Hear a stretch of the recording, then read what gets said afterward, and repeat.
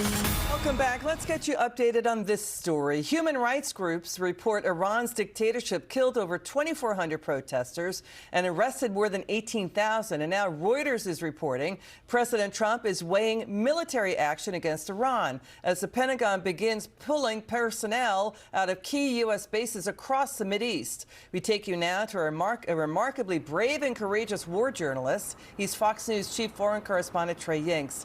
He joins us live from Tel Aviv. Trey, thank you so much for joining us. What can you tell us? What's happening now?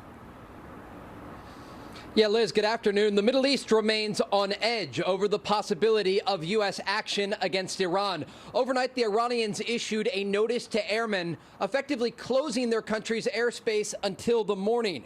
With tanker and personnel movement from Al Udeid Air Base in Qatar, the Americans appeared to be preparing for the possibility of conflict. But last night on Special Report, Iran's foreign minister called for diplomacy with the United States, while at the same time bashing U.S. diplomatic efforts. President Trump proved to be against diplomacy when he attacked us in June and when now he decided to cut any communication.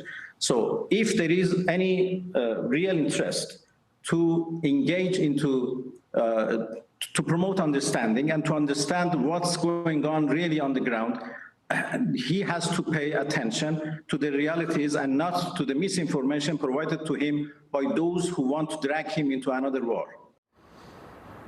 It was the foreign minister who was spreading misinformation, but here in Israel, Israelis of Iranian descent held a rally to show their support for the demonstrators in Iran. Reports indicate that protests have largely stopped in major Iranian cities after the brutal government crackdown. I'm here because we need to speak up and amplify their voices because the internet has been cut off. You must know this. The internet has been cut off for over 4 or 5 days now, and they have no way to communicate.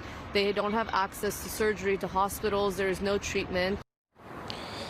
In the Iranian capital of Tehran, a government-backed funeral procession was held today for security forces and some civilians who were killed over the past 2 weeks.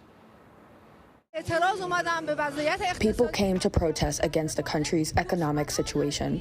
Unfortunately, the enemies abused the situation, and that is why the people are demanding the most severe punishment for economic corruption. Today, the UN Security Council held an emergency situation assessment about what is going on in Iran, and we know that UN Ambassador Mike Waltz threw his support behind the Iranian demonstrators who are calling on President Trump to get directly involved. Thank you so very much, Trey Yingst. Stay safe out there. You're in Tel Aviv. It's good to see you. Now to this. President Trump welcomed Venezuelan opposition leader Maria Corina Machado today to the White House. This is after Vice President J.D. Vance cast the tie-breaking vote Wednesday to kill a Senate War Powers resolution restricting the president's executive powers on Venezuela. They failed at that. Joining us now from House Ways and Means, GOP Congresswoman Beth Van Duyne. It's so great to see you again, Congresswoman. What do you make of what's going on here? Liz. We should point out the president has thrown his support behind Delcy Rodriguez as acting president of Venezuela. What do you make of what's going on with Venezuela right now? Well, look, I think taking Maduro out was a necessary step. He was an evil dictator. He absolutely hated the U.S. and was fighting us every step of the way. So I think removing him from power allows an opportunity right now to get a democratically, fairly elected leader to that country that the people are going to support, whether or not that's the current regime or whether or not that's the opposition with Machado. I think what we need to do is allow that country to make that decision. And in the interim, while we're waiting for things to settle down, we're going to try to provide as much support as we possibly can. I think that the president is operating through strength, power through strength and strength through power. And I think he's doing a great job of doing that. And that message to the rest of the world is being heard. Yeah, and he's also really trying to move fast to get Venezuela's oil sector back up and running for the prosperity of the Venezuelan people. People are, saying, oh, the U.S., President Trump is seizing the oil. They sold about, there's a really kind of naive, fatally naive view of what the president is trying to do here.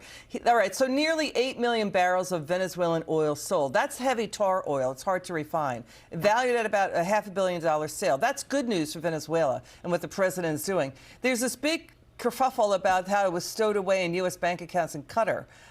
This is a U.S. official said this is a neutral location where money can flow freely without risk of seizure. What do you make of Democrats questioning this offshore account?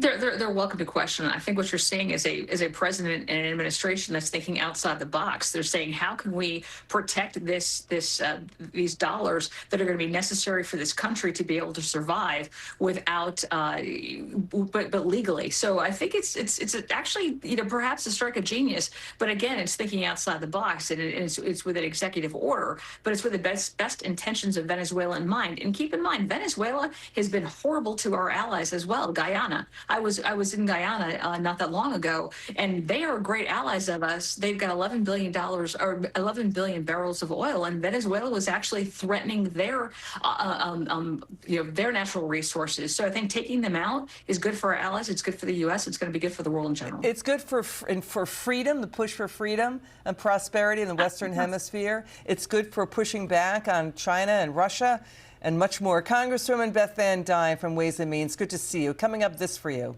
Well, it's great to see you. We must continue to do everything we can to strengthen our borders. Illegal immigration is wrong, plain and simple. Democrats support also enforcing laws, current laws, against those who came here illegally. What happened to the Democrat Party? They used to talk tough on the border and deportations and border walls. Now they're silent. GOP lawmakers say they really wanted the illegal alien vote to stay in power. Coming up, there's one current Democrat senator who still has not caved to the far-left radical base. Guess who? We're looking forward to talking to Guy Benson. He's brilliant. He's coming up. But first, this. Can you provide a definition for the word woman? Can I provide a definition? No. Yeah.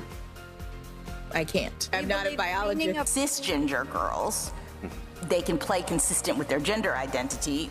For transgender girls, they can't.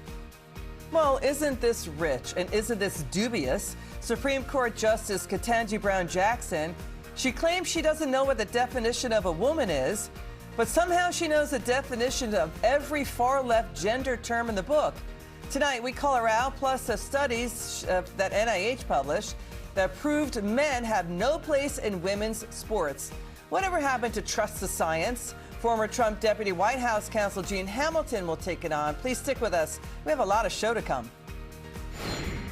Do you think that men can get pregnant? I hesitated there because I wasn't sure where the conversation was going or what the goal was. Well, the goal is just the truth. So can men get pregnant?